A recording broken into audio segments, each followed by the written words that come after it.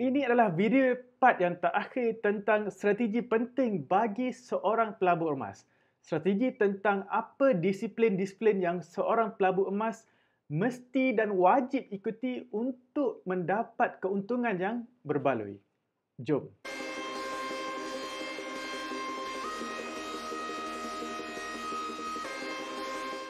Strategi yang seterusnya bagi seorang pelabur emas ialah anda mesti belajar membaca tentang pergerakan harga emas melalui carta harga emas. Ilmu yang paling kritikal bagi seorang pelabur emas ialah belajar tentang menganalisa pergerakan harga emas dunia yang dipanggil sebagai ilmu analisa teknikal harga emas. Dengan ilmu ini, kita belajar untuk memahami berita-berita ekonomi dunia. Seterusnya, boleh membuat ramalan dengan pergerakan harga emas menggunakan beberapa software yang tertentu. Apa yang mentor saya perhatikan sejak dari tahun 2010, kesilapan mereka sebagai seorang pelabur emas ialah mereka langsung tidak ambil tahu dan langsung tidak belajar tentang ilmu yang penting ini. Mereka sekadar mengharapkan ejen untuk memberi signal buy ataupun memberi signal sell. Akibatnya, pelaburan mereka bukan tergantung kepada mereka sendiri tetapi mengharapkan kepada ejen dan fikiran mereka akan sentiasa susah hati memikirkan tentang pergerakan harga emas. Bagi yang tak ada ilmu, harga emas naik mereka susah hati, harga emas turun pun mereka pun juga susah hati. Bagi saya, bagi seorang pelabur emas yang tidak berilmu, mereka bukannya melabur tetapi mereka berjudi tentang pergerakan harga emas. Ada yang membeli emas ketika harga emas dunia berada dalam paras yang tertinggi pada tahun 2011.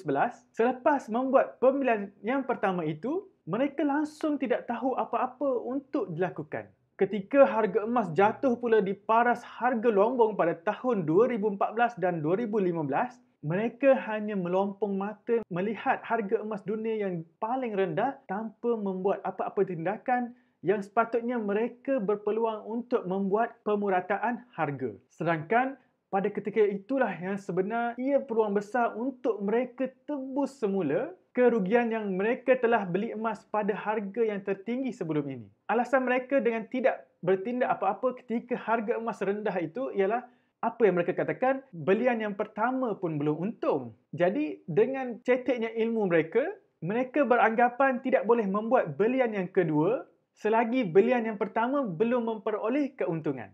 Akhir sekali, mereka membuat kesimpulan yang mudah sama ada rugi membeli emas ataupun membeli emas langsung tidak mendapat keuntungan. Sedangkan bukan harga emas itu yang bermasalah, tetapi ilmu mereka tentang emas itulah yang lebih bermasalah. Okey, baiklah. Ini tips yang terakhir, tips yang nombor 5 sebagai seorang pelabur emas. Jadi selepas sahaja anda belajar tentang ilmu asas tentang pelabur emas ini, mulakan sahaja dengan belian minimum 10 gram ataupun 1 dinar.